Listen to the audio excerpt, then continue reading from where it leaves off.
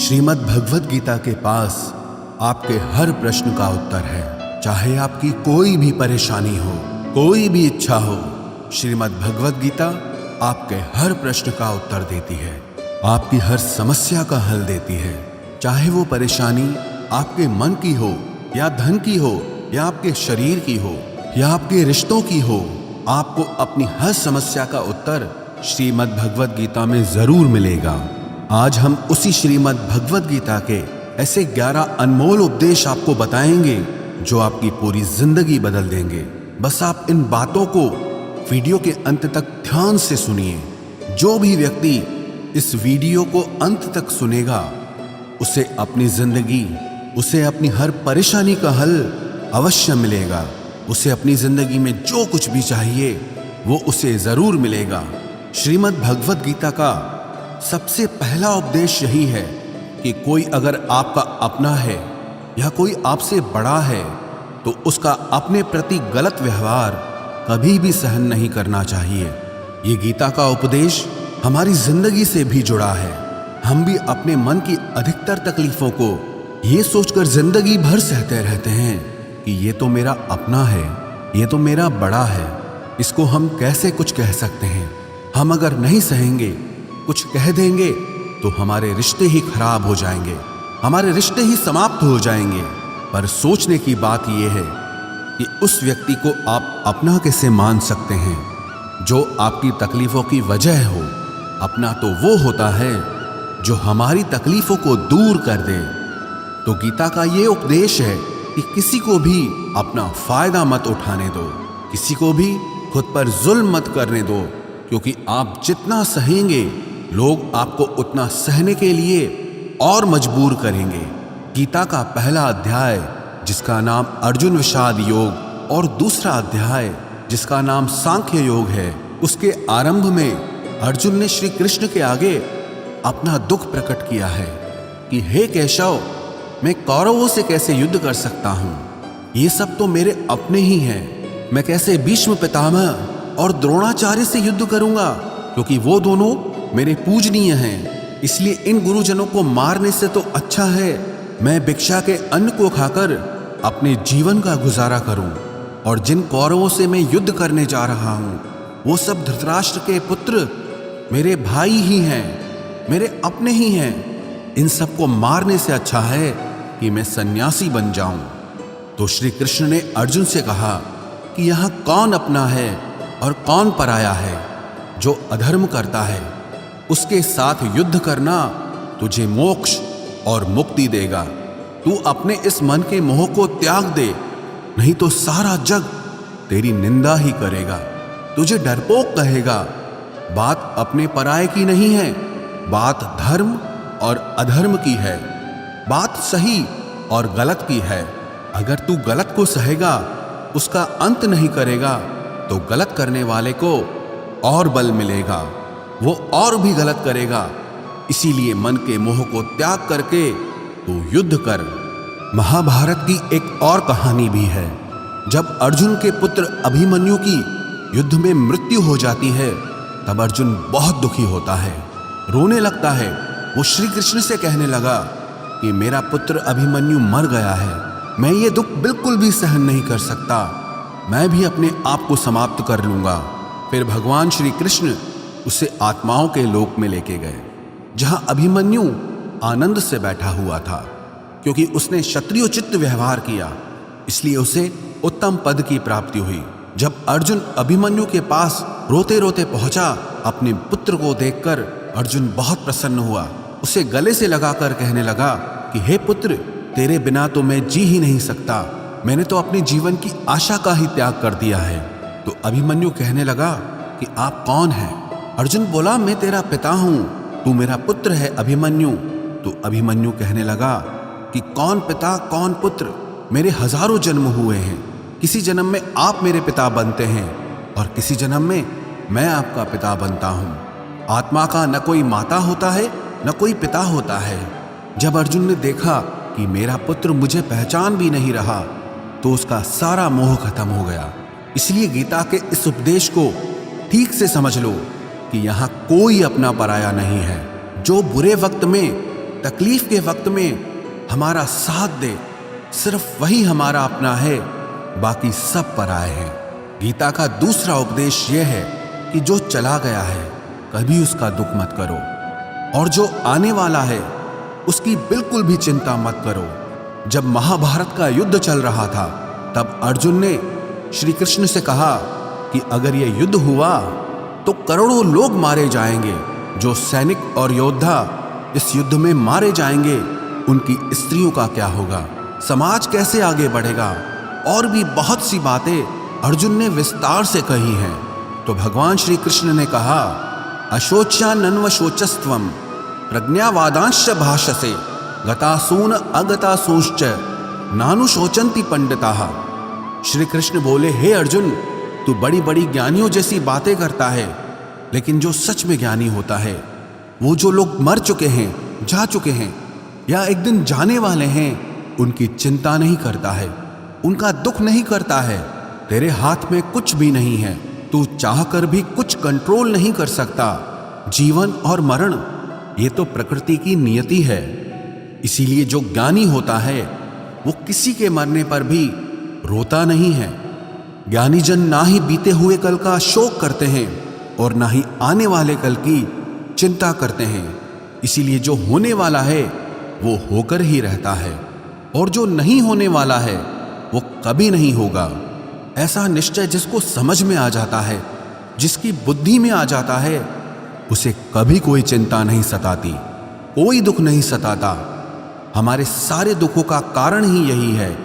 या तो हम जो वक्त गुजर चुका है उसे सोच सोचकर परेशान होते रहते हैं, या भविष्य की चिंता कर करके खुद को बीमार कर देते हैं, नष्ट कर देते हैं। गीता का ज्ञान हमें यही सिखाता है कि ना तो हम बीता हुआ कल बदल सकते हैं और ना ही आने वाले कल पर कंट्रोल कर सकते हैं। हमारे हाथ में सिर्फ वर्तमान है, सिर्फ आज का ही पल है। हमारा 98% तनाव और चिंताएं भूतकाल और भविष्यकाल के बारे में सोचते रहने से होता है। हम हमेशा उसी में ही जीते रहते हैं, मगर वर्तमान में कभी नहीं जीते, इस पल को कभी नहीं जीते। जब आप वर्तमान का पूरा आनंद लेना सीख जाओगे, तभी आपकी जिंदगी से तनाव कम होगा, चिंताएं खत्म होगी। वर्तमान में जीना एक बहुत बड़ी उपलब्धि है। हमारे हाथ में भी सिर्फ आज का ही पल है। हमें जो भी करना है आज ही करना है। कभी भी ये सोचकर समय को नष्ट नहीं करना चाहिए कि अभी मेरे पास बहुत समय बचा है। एक गुरुजी ने अपने एक शिष्य को पारस का पत्थर दिया। उनका वो शिष्य बहुत आलसी था, हर काम को कल पे टाल देता था। तो गुरुजी ने उसे कहा कि मैं तुझे ये पारस पत्थर दे रहा हूं। इस पारस पत्थर से जब तू लोहे को स्पर्श कराएगा तो वो लोहा स्वर्ण बन जाएगा, सोना बन जाएगा। और ये पारस पत्थर मैं तुझे 1 महीने के लिए दे रहा हूं। जब 1 महीना समाप्त हो जाएगा तब मैं तुझसे ये पत्थर वापस ले लूंगा। तब तक तू इस पत्थर को अपने पास ही रख। गुरुजी का वो शिष्य बाजार में लोहा खरीदने के लिए गया। जब बाजार में वो लोहा खरीदने पहुंचा तो उसे लोहे का वो रेट बहुत महंगा लगा। उसने कहा थोड़े दिन रुक के ले लूंगा, जब लोहे का रेट कम हो जाएगा। पर उसकी बुद्धि में ये बिल्कुल नहीं आया कि इस लोहे को मैं सोना बनाकर बहुत अधिक धन बना सकता हूं। लेकिन उसके मन की सुस्ती, उसके मन का आलस्य, उसकी वजह से उसने उस काम को कल पे टाल दिया। ऐसे ही करते करते पूरा महीना समाप्त हो गया। फिर गुरुजी उस शिष्य के पास आ पहुंचे कि बताओ तुमने कितना सोना बनाया। शिष्य बोला कि मैंने तो अभी सोना बनाना शुरू भी नहीं किया। तो गुरुजी ने कहा मुझे मेरा वो पारस पत्थर वापस चाहिए। शिष्य बोला कि नहीं, मुझे थोड़ा वक्त दीजिए, मैं थोड़ा सोना बनाना चाहता हूँ। गुरुजी ने कहा कि ये पारस पत्थर पूरा 1 महीना तेरे पास था, पर तू कुछ नहीं कर पाया, लेकिन अब समय समाप्त हो चुका है। ऐसे ही ये हमारा जीवन है, हमारी जिंदगी है, और ये समय ही पारस पत्थर है। हम समय के एक एक पल से अपने जीवन को सोना बना सकते हैं, लेकिन हमें ये लगता है कि हमारे पास बहुत समय बचा है, एक दिन जिंदगी को जी लेंगे, एक दिन जिंदगी में खुश हो जाएंगे, लेकिन वो दिन कभी नहीं आता और हम जिंदगी भर भागते रहते हैं, चिंता करते रहते हैं, दुखी होते रहते हैं, लेकिन जिंदगी को जीना, खुश रहना हम भूल जाते हैं। इसलिए गीता का ज्ञान हमें यह सिखाता है कि आप आज में जीना सीखो, इस पल में जीना सीखो। गीता का तीसरा उपदेश यह है कि मौत से डरना बिल्कुल व्यर्थ है। श्री कृष्ण ने गीता में कहा है कि यह संसार मृत्यु लोक है। जिसका भी जन्म हुआ है वो एक दिन जरूर मर जाएगा। जिसका आरंभ हुआ है उसका अंत अवश्य होगा। हम इसे रोक नहीं सकते।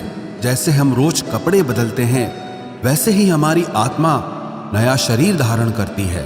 मृत्यु सिर्फ इस जीवन का एक नया आरंभ है, इस जीवन का अंत नहीं है। आत्मा कभी नहीं मर सकती और ना ही उसे कोई मार सकता है, लेकिन मौत का डर मनुष्य को सबसे ज्यादा लगा रहता है। मौत का दुख भी इंसान को सबसे ज्यादा होता है। एक पेड़ में दो पक्षियों का जोड़ा रहता था। उन दोनों को एक दूसरे से बहुत प्रेम था। उन्होंने साथ जीने मरने की कस्में खाई थी। एक दिन वहां एक शिकारी आया और उसने एक तीर चलाकर वहां पेड़ पर बैठे मादा पक्षी को मार दिया। तो वो अकेला नर पक्षी रोने लगा कि मैं तुम्हारे बिना कैसे जी पाऊंगा। तुम्हारी जगह मेरी मृत्यु आ जाती, मेरा जीवन तुमको मिल जाता। वो रो रो के बहुत विलाप करने लगा। इतने में ही उस शिकारी ने दूसरा तीर चलाया और उस नर पक्षी को भी मार दिया। वास्तविकता में ये कहानी हमारी ही है। हम भी रोते रहते हैं जब कोई मरता है तो, लेकिन हमें ये नहीं पता कि एक न एक दिन हमारा भी जीवन समाप्त हो जाएगा। हम भी उसी मृत्यु के पेड़ पे ही बैठे हैं, लेकिन शरीर का मिटना हमारा अंत नहीं है। श्री कृष्ण ने अर्जुन से कहा कि हे अर्जुन, तेरे और मेरे अनंत जन्म हुए हैं। तुझे कुछ भी याद नहीं है, लेकिन मुझे सब याद है। जो व्यक्ति इस सत्य को समझ ले कि मैं यहां इस संसार में कुछ समय के लिए आया हूं, उसकी जिंदगी के सारे झगड़े, सारे दुख, सारी चिंताएं ही समाप्त हो जाएंगी। जब इस संसार से जाना ही है तो दुख किस बात का। पहले के जमाने में साधु महात्मा लोग पैदल यात्रा करते थे। यात्रा करते करते वो एक नगर में पहुंचे। वो महात्मा बहुत थक चुके थे। उस नगर में उन्होंने एक महल देखा और उन्होंने उस महल में जाकर विश्राम करने का सोचा और वो महल में जाकर सो गए। जब उस महल में वहां का राजा पहुंचा तो अपने पलंग पर उस महात्मा को सोता देखकर बहुत हैरान हो गया। राजा उस महात्मा से पूछने लगा कि तुम मेरे महल में कैसे घुस आए और मेरे बिस्तर पर सो रहे हो। महात्मा कहने लगा, ये तुम्हारा महल है? मुझे तो लगा ये धर्मशाला है। तो राजा ने कहा, आपको मेरा महल धर्मशाला कैसे लगा? तो महात्मा ने राजा से प्रश्न किया कि तुमसे पहले इस महल में कौन रहता था? तो वो राजा बोला कि मुझसे पहले मेरे पिता यहाँ पर रहते थे और उससे पहले मेरे दादाजी यहाँ पर रहते थे। तो महात्मा ने फिर प्रश्न किया कि क्या तुम इस महल में हमेशा रहोगे या तुम्हारे बाद कोई और रहेगा? तो राजा कहने लगा कि मेरे बाद मेरा पुत्र इस महल में रहेगा। तो महात्मा राजा से कहने लगे कि जिस जगह पर रहने वाले बार बार बदल जाते हों उसे घर कैसे कह सकते हो? वो तो धर्मशाला ही है। इसीलिए तेरे महल को धर्मशाला समझकर मैं इसमें रात बिताने के लिए आ गया। धर्मशाला जान जग को, जीव सब मेहमान है। मोह किससे मत करो, सब स्वप्न का सामान है। यदि हम भी इस बात को समझ लें कि हम यहाँ कुछ समय के लिए आए हैं, आनंद करने के लिए आए हैं, खुश रहने के लिए आए हैं, तो हमारे सारे दुख ही समाप्त हो जाएं। जब हम अपना मोह यहाँ जमा लेते हैं, अपना दावा यहाँ जमा लेते हैं कि ये मेरा है, इसे मैं छोड़ नहीं सकता, इसके बिना मैं जी नहीं सकता, तो हमारा जीवन दुखों से भर जाता है। इसलिए जीवन में मृत्यु का भय त्याग करके जीवन का प्रतिपल आनंद लेना चाहिए। गीता का चौथा उपदेश, मन और विचारों को कंट्रोल किए बिना जीवन में कभी शांति और सुकून मिलने वाला ही नहीं है। अर्जुन ने श्री कृष्ण से कहा कि मेरा मन सही गलत सब कुछ जानता है, फिर भी मेरे विचार और मेरा मन मुझसे कंट्रोल नहीं होता। मैं जो करना चाहता हूं वो कर नहीं पाता हूं। और जो नहीं करना चाहता हूं वो मेरा मन मुझसे जबरदस्ती करवाता है। इसीलिए मैं बेचैन हो गया हूं, मुझे शांति प्राप्त नहीं हो रही। तो श्री कृष्ण ने अर्जुन से कहा, उसके लिए तुझे अपने मन और विचारों से डिटैच होकर अपने मन और विचारों को सही दिशा में ले जाने की प्रैक्टिस करनी होगी, अभ्यास करना होगा। और ये एक दिन का काम नहीं है। जब तक तू अपने मन और विचारों की गुलामी का त्याग नहीं करता, तब तक तुझे जीवन में कभी शांति नहीं मिलेगी। एक राजा था, वो बहुत बेचैन और परेशान रहता था। एक दिन वो अपने गुरुजी के पास गया और उनसे कहने लगा कि मेरा मन बहुत बेचैन है, मैं बहुत परेशान हूँ, मैंने पूरे संसार को जीत लिया है, सब कुछ है मेरे पास, पर मैं खुश नहीं हूँ, मेरे मन में सुकून नहीं है, शांति नहीं है। तो गुरुजी ने राजा से कहा कि तुम्हारे नगर में अगर कोई ऐसा व्यक्ति है जिसने सुकून को प्राप्त कर लिया है, शांति को प्राप्त कर लिया है, तुम उसका एक बार कुर्ता पहन लो तो तुम्हारे जीवन में भी शांति आ जाएगी। राजा बहुत प्रसन्न हो गया कि ये तो बहुत आसान काम है। वो अपने राजमहल में आया और राजसभा में वो सबसे कहने लगा कि आप लोगों में से जो भी शांत हो चुका हो, जिसे सुकून मिल गया हो, वो अपना कुर्ता मुझे दे दे। वो बदले में जितना भी धन मांगेगा मैं उसे दे दूंगा। सब लोग एक दूसरे का मुंह देखने लगे। पैसों का लालच आया, लेकिन सबको एक दूसरे की सच्चाई पता थी, क्योंकि किसी की जिंदगी में भी शांति और सुकून नहीं था। सब अपना सर झुकाकर वहां पर खड़े हो गए। फिर उस राजा ने पूरे नगर में ढिंढोरा पिटा दिया कि जिसे भी शांति प्राप्त हो चुकी हो, सुकून प्राप्त हो चुका हो, वो मेरे पास आकर अपना कुर्ता दे दे। वो जितना कहेगा उससे उतना ही धन दिया जाएगा। लेकिन एक भी व्यक्ति ऐसा नहीं मिला जिसे शांति प्राप्त हो चुकी हो। वास्तविकता में जब कोई मरता है तब हम कहते हैं कि वो फलां व्यक्ति आज शांत हो गया। कभी किसी जिंदा इंसान के लिए नहीं सुना कि एक जीता जागता इंसान शांत हो गया है। राजा के सैनिक पूरे शहर में ढूंढते रहे। फिर उन्हें पेड़ के नीचे एक महात्मा तपस्या करता दिखा, जिसके चेहरे पे एक शांति थी, सुकून था। वो सैनिक उस महात्मा के पास आकर पूछने लगे कि क्या आपने शांति प्राप्त कर ली है, सुकून प्राप्त कर लिया है? महात्मा ने कहा, मैं पूरी तरह से शांत हूं। तो सैनिक उसे राजा के पास ले आए। राजा ने उस महात्मा से प्रश्न किया कि क्या आपको शांति और सुकून प्राप्त हो चुके हैं?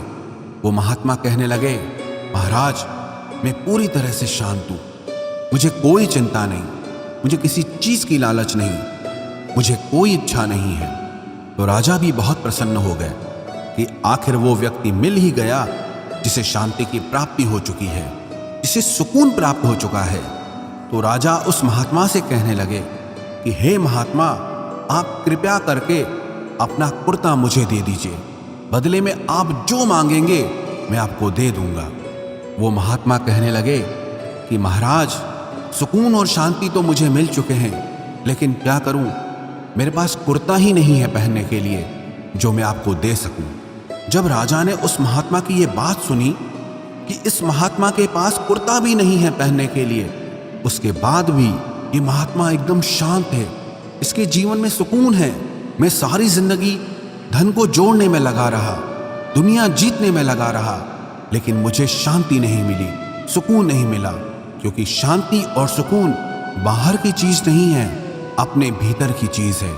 इसीलिए जब तक कोई व्यक्ति अपने मन और विचारों को कंट्रोल नहीं करता, तब तक उसके जीवन में सुकून और शांति नहीं आती। और गीता का उपदेश हमें यही सिखाता है कि जीवन में शांति चाहिए तो मन को शांत करना सीखो। गीता का 5वां उपदेश यह है कि वासना, क्रोध और लालच सर्वनाश का कारण है, नरक का द्वार है। जिस भी मनुष्य में ये 3 अवगुण होते हैं, वो हमेशा दूसरों को दुख पहुंचाकर अपने ही सुख और स्वार्थ की पूर्ति करता रहता है। किसी भी चीज की हद से ज्यादा वासना करना और क्रोधी स्वभाव होना और मन में लालच होना उसके जीवन के सुख को समाप्त कर देते हैं, उसके सारे रिश्तों में जहर भर देते हैं। इन्हें नरक का द्वार इसीलिए कहा गया है क्योंकि जिस इंसान में अत्यधिक क्रोध है, लालच है, वासना है, उसका पूरा जीवन जहर से भर जाता है, उसको मरने के बाद नहीं, जीते जी यहीं पर नरक का दर्शन होता है। गीता का छठा उपदेश यह है कि सब भगवान एक ही हैं, कोई छोटा बड़ा नहीं है। सब एक परब्रह्म परमात्मा के अलग अलग रूप और नाम हैं। श्री कृष्ण ने गीता के 10वें अध्याय विभूति योग में बताया है कि जितने भी जगत के देवी देवता हैं वो सब मेरी ही विभूति है। मैं ही शिव हूं, मैं ही इंद्र हूं, मैं ही यक्षराज कुबेर भी हूं, मैं ही अग्निदेव हूं, देवताओं के गुरु बृहस्पति भी मैं हूं, समुद्र भी मैं ही हूं, अक्षरों में ओम भी मैं ही हूं, काल का महाकाल भी मैं ही हूं, सारे जगत का नाश, उत्पत्ति और पालन करने वाला भी मैं ही हूं। श्री कृष्ण ने अर्जुन से कहा कि मेरी विभूतियों का कोई अंत नहीं है, इसलिए सब भगवान, सब नाम, सब देवता मेरे ही रूप हैं। इसीलिए तो किसी भी देव या ईश्वर में कभी भेद बुद्धि मत करना, कभी किसी को छोटा बड़ा मत समझना। और गीता का उपदेश हमें यह सिखाता है कभी भी किसी दूसरे के इष्ट को छोटा नहीं समझना चाहिए, या इस बात पर झगड़े फसाद नहीं करने चाहिए कि कौन बड़ा है और कौन छोटा है। गीता का 7वां उपदेश यह है, सुख की इच्छा ही आखिर में हमारे दुखों का कारण बनती है। श्री कृष्ण ने अर्जुन से कहा कि मनुष्य जितना सुखों की लालसा और इच्छा करता है उतना ही उसकी इंद्रियां सुख भोग में आसक्त हो जाती है, उतना ही इंसान का मन संसार के सुख और आकर्षण का गुलाम बन जाता है।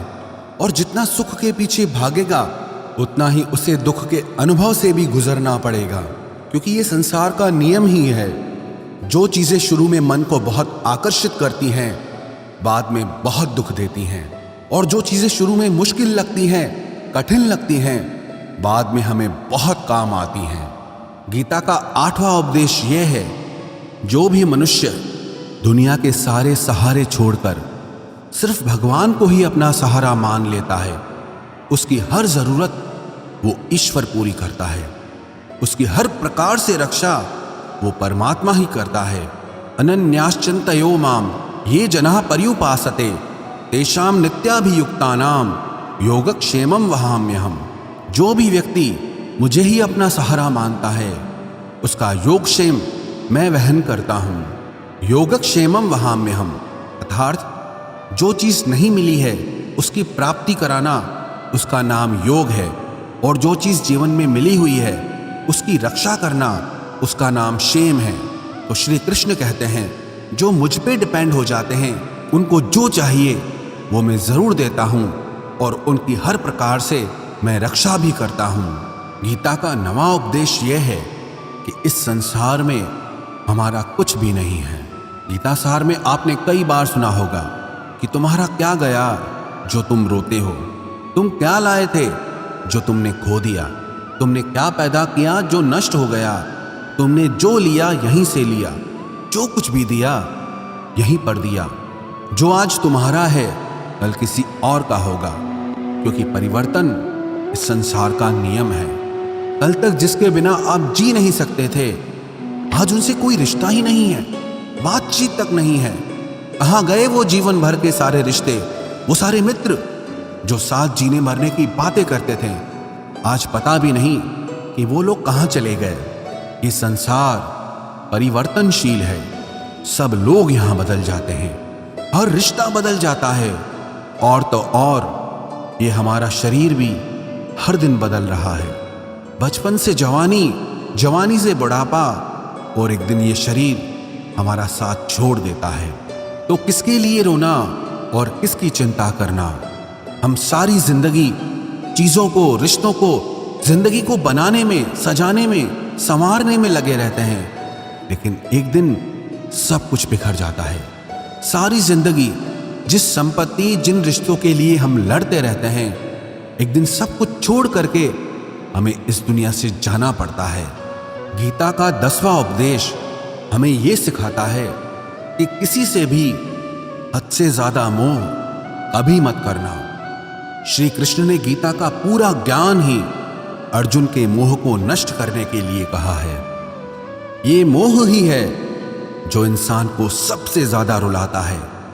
मोह इतना बलवान है कि शेर जैसे इंसान को भी गीदड़ बना देता है।